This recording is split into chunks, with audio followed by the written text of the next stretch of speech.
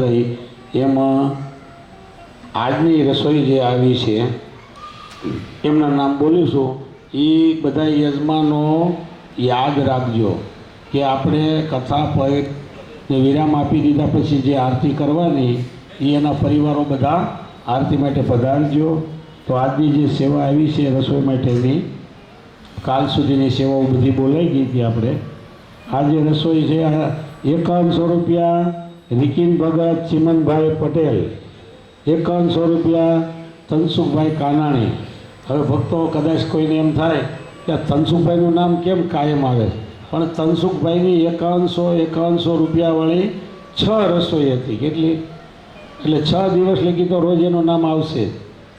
એટલે 5100 રૂપિયા તનસુખભાઈ કાનાણી, 5100 રૂપિયા ચંપાબેન ખીમજીભાઈ ભુવા, 5100 રૂપિયા પ્રવીણાબેન કિશોરભાઈ કાક પુનાથી ભક્તો પધાર્યા છે. 5100 રૂપિયા દક્ષાબેન શામજી મહારાજ પુનાથી પધાર્યા છે. 5100 રૂપિયા કૃષ્ણાબેન વિમલભાઈ વઘાસિયા એમના તરફથી આવે છે. અને ખાસ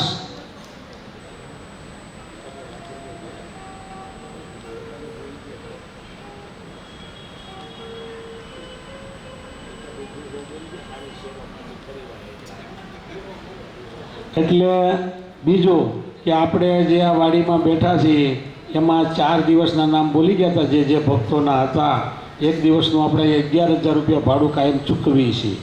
તો એમાં બીજા ભક્તોના નામ બોલી ગયા હતા જેણે જેણે આપ્યું એનું. પણ આજે વાડી પેટે 11,000 રૂપિયા કમલાબેન ચિમનભાઈ પટેલ આપે છે. બોલો.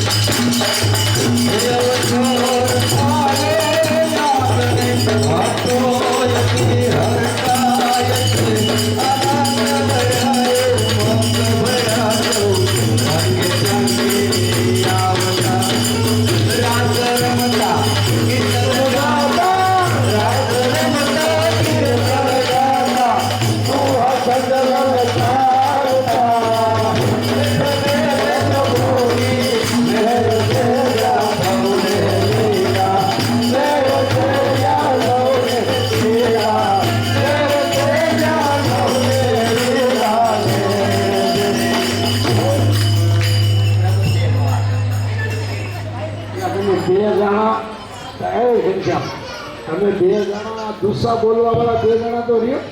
પ્રદીપને બોલાવી ગયો માટે, પણ દુસ્સાની રમઝટ તો જામની જ જોઈ ભાઈ. હવે 11,000 રૂપિયા વાડીનું ભાડું રમેશભાઈ ઠુમર તરફથી આવે. એક દિવસનું આજે આ કમલાબેન ચિમનભાઈ પટેલનું આવે છે.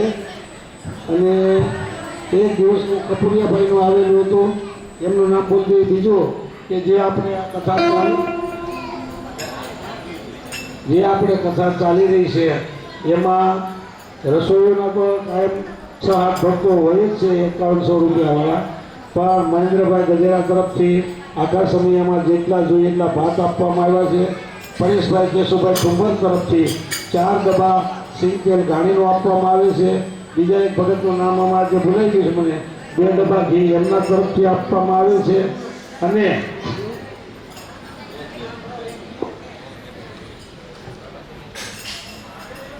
હાલો બધા વાતો બંધ કરી દીધી તો હું ચાલુ રાખું. 2 ડબ્બા તેલ બીજા ભગત તરફથી આવે છે. બીજું કે આવતીકાલે જે રાત્રે જમવા આપણાની વ્યવસ્થા આપણે 8 દિવસ કરી છે આખા મંડળની, કે કાયમ માટે ભક્તો જે કથામાં આવે એને બધાને અહીંયા પ્રસાદ લેવાનું, જેથી કરીને કામેથી આવે ત્યારે ઘેરે ના જવું પડે અને કથામાં ટાઈમે પહોંચે. તો રોજ આપણે 250 ભક્તોને જમાડી છે. એમાં આવતીકાલે સાંભળે ઘનશ્યામભાઈ, મારે સામે ધ્યાન દે. આવતીકાલે પ્રસાદીની અંદર જેટલા જોઈ તેટલા ગુલાબજાંબુ દામજી ભગત તથા ભગવાનજી ભગત રાંદેરથી પધાર્યા એમના તરફથી છે.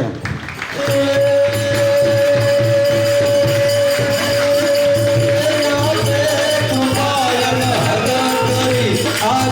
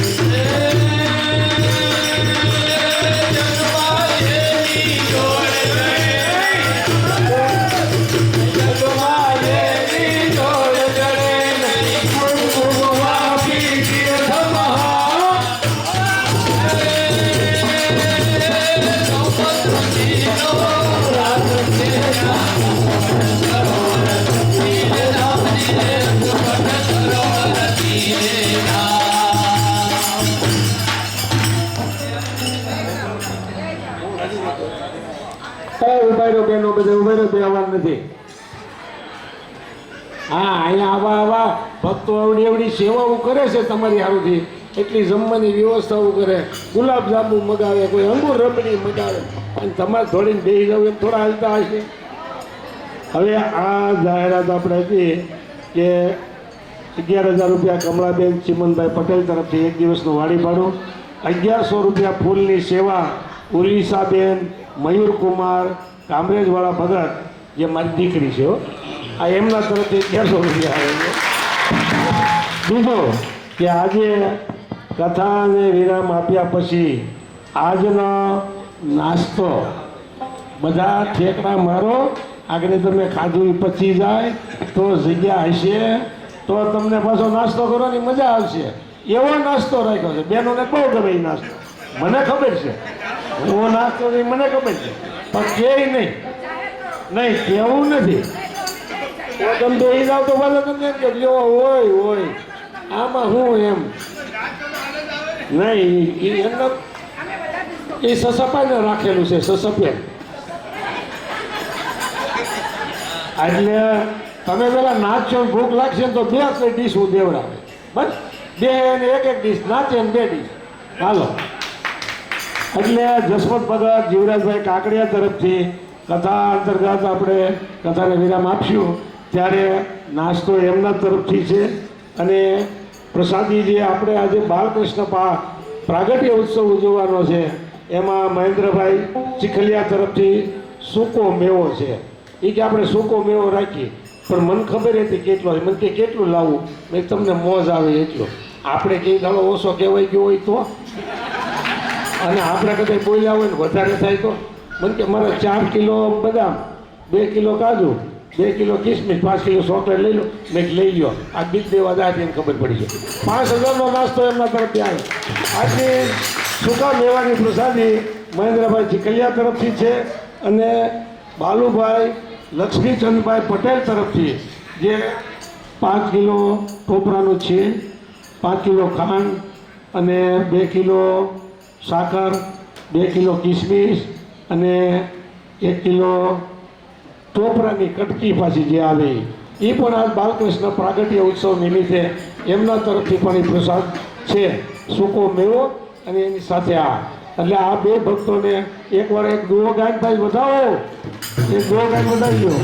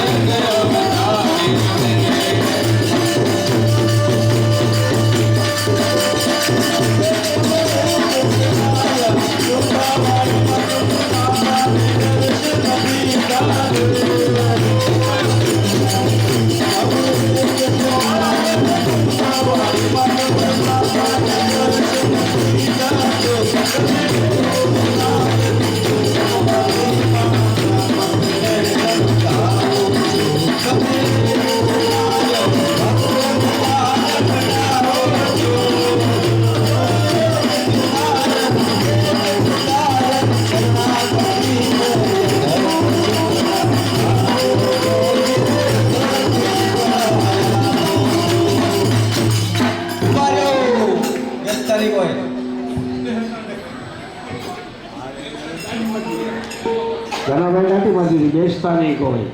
હવે ભક્તો આપણે આ બધા ભક્તો કાયમ માટે રસોઈની પોતપોતાની રીતે સેવાઓ આપે જ છે.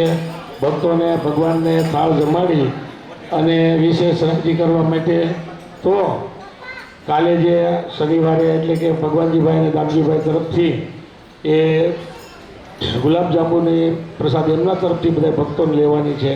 એમ હવે બધા નાચતા હોય ને એટલે આમાં લગભગ બધા આપણે કાઠિયાવાડી એટલે ચા તો જોઈએ હો કિશોર.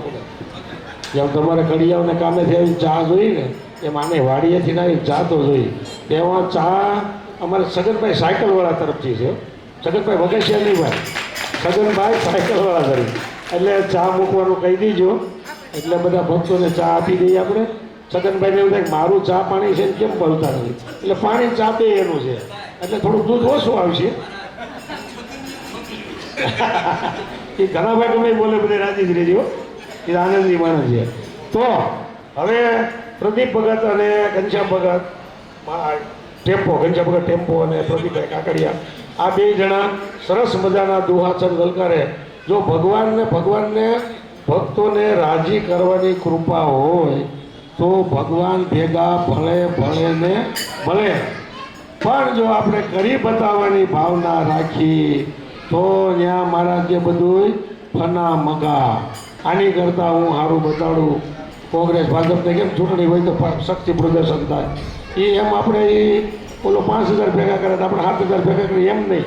પણ ભગવાન મારા ઈષ્ટદેવ અને મારા ભગવાનના મળેલા સંત મુક્તો કેમ અમારી પર વધારે વિશેષ રાજી થાય અને એને રાજી કરવાના સાધનો તો મારા ત્યાં સમય ઉત્સવોમાં બધી જે કાંઈ ભક્તો માટેની સેવા વ્યવસ્થા કરી એ આપણી મોટા મોટી વાત. આ બેનો પહેલ નથી હું તમને લ્યો બસ હવે હું તમને કહી દઉં તો વાતો કરશો તો પ્રસાદી નથી થઈ.